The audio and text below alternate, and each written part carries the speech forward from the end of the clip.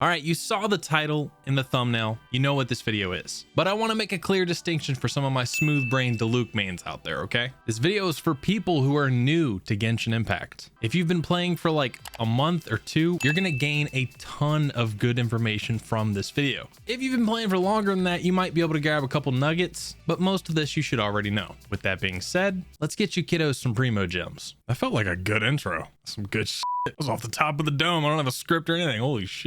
All right, so first thing is first, when you're trying to farm Primogems as a newer player, play the fucking game, dude. No, but in all seriousness, you do get a lot of Primogems just from playing through the main story quest, which is the Archon quest, and playing through a lot of the side quests that you get throughout. One tip that I have for newer players is just let yourself get lost in the game. Pull up your quest tab, pick a quest, mark it on your map, and just travel there. Let yourself get lost along the way and just enjoy the world that Genshin has to offer. Another way that you'll be able to earn some fates and some Primogems is picking up your adventure rank rewards. Now, this is something that'll happen passively. It's not like you're gonna have to go out of your way to level up your adventure rank. It'll just happen as you do things in the world. But as you do and you see that rank go up, every now and then when you get a level up and at certain milestones, you'll get like 100 Primogems and 2 wishes, or a wish and like 3 Primogems. Look, the game's pretty stingy. That's why we got to make videos like this. All right, literally, this is the reward for hitting AR 60. Do you know how long that takes? These content creators that spend like thousands and thousands of dollars on resin refreshes every single day are just now hitting AR 60. Yeah.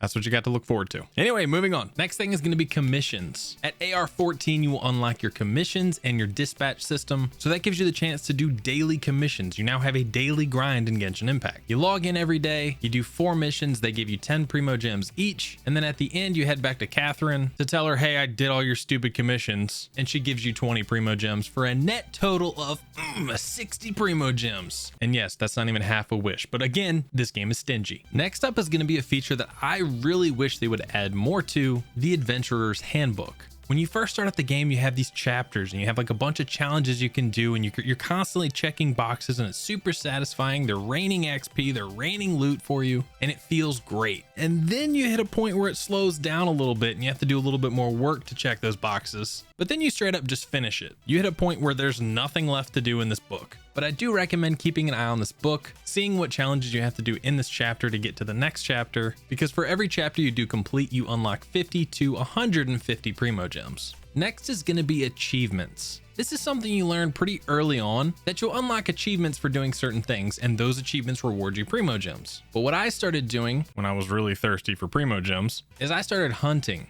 I started trying to find achievements that I could do, going out of my way and doing them just to earn Primogems. And yes, there's a good majority of them that you will complete just by playing the game, but there's a lot of them that you just straight up won't. There's a whole category of achievements called the Elemental Specialist that makes you do stuff like keep an opponent frozen for more than 10 seconds, or defeat 4 opponents with Superconduct in 2 seconds. Some of these challenges are super difficult, a little buggy, but for the short while that you're doing them, they give you purpose in the game, and towards the end game, that can be hard to find sometimes. I also recommend when you get to the domains, start running them in co-op if you have the time, because the co-op achievements take a ton of time, like a lot. Like, I'm not even close because I don't normally do them in co-op.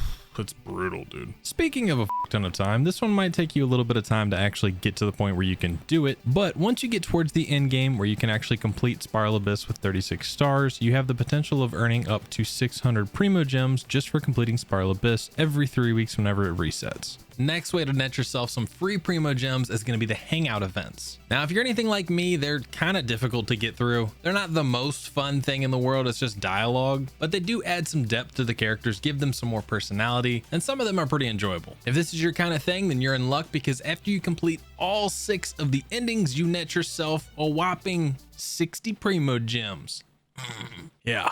I did some quick math, and there are 7 of them in the game at the moment, which means that if you complete all endings, which is 42 endings, you will net yourself a memeing 420 Primogems. Yeah. I'll be honest, this one's a lot of work. If you don't want to do it, I'm with you.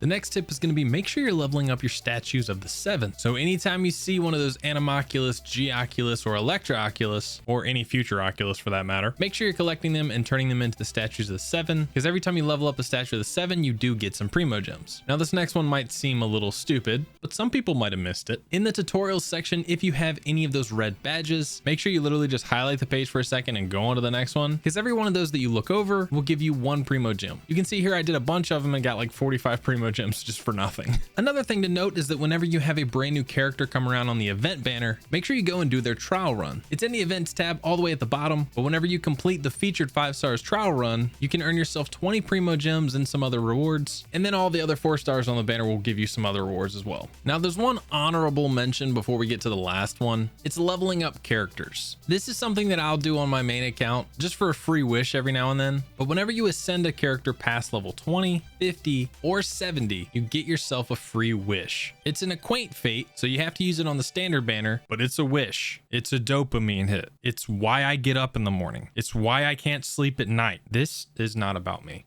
Keep in mind, this is kind of a waste of materials. Don't just ascend every character past level 20 in the very beginning of the game because you just want a bunch of wishes, because you could potentially like neuter your account once you get to like higher world levels. So build the characters you want to build for now, invest in them, build 2 good teams for Spiral Abyss. Once you can pretty confidently clear Spiral Abyss, then sure, start wasting XP books, but make sure you have a stockpile for new characters when they come out. Ito is coming soon, bro. And the last recommendation that I can make is just explore, man. I said this in the beginning of the video, but I cannot stress it enough. Just explore the world that Genshin has to offer. If you stumble upon a locked chest with a ring around it and a bunch of enemies chilling, kill all the enemies and then grab that chest. If you come across a puzzle in the world, try to solve the puzzle. If you see a Seelie hanging around, follow the Seelie. It will literally lead you to like its little like torch perch thing, whatever it is, and give you a chest. These are all awesome ways to get primos, and honestly, it's just such a great way to spend your time in this game. It's just getting lost in the world. That's why when you hear some of the veteran players of this game talk about how much we want new regions, is because that's when this game is the most fun, when you're just exploring, when you're just lost in the world. At every turn there's something new. It's so much fun. It's such a satisfying experience, and if I could completely forget everything I know about this game and go back and play it again, I 100% would. Oh, one last thing I just thought about. Whenever there's a live stream, they'll normally have like 3 codes in the live stream that you can get like 100 free Primogems and like some other materials totally free. There's a website that actually keeps up to date with all the codes that like are redeemable right now. I'll have to see if I can find it, and I'll try to remember to post it down in the comment section. But you can probably Google it. Just look up like Genshin redeemable Primogem codes or something. You got this. I believe in you. But that's pretty much all I got for how to farm Primogems in Genshin Impact as a early game player person. If you did find this video helpful, please drop a like down below. And if you learned anything new from this video, let me know down in the comment section what your favorite tip was from this video. Personally, I love the Adventurer Handbook. I feel like it's not talked about nearly enough. We got the Hu Tao banner coming soon, which means we're getting Toma soon. So we're going to be talking about that here probably in the next couple videos. So if you don't want to miss that, make sure you subscribe down below. And before we go, a huge shout out to the members of the channel. Thank you so much for helping make these videos possible. I love you guys, and we will see you on the next one. So me and the lady went to an anime and tattoo convention recently. And even though I'm super broke and didn't get any new tattoos, I did get some super dope art, bro. The guy's name is Sean Dawn and Art, bro. Like, this is so sick. And then my wife got this one, and then also got this. This is so sick. It's like metal. Okay, I'm gonna let you go. Sorry. Bye.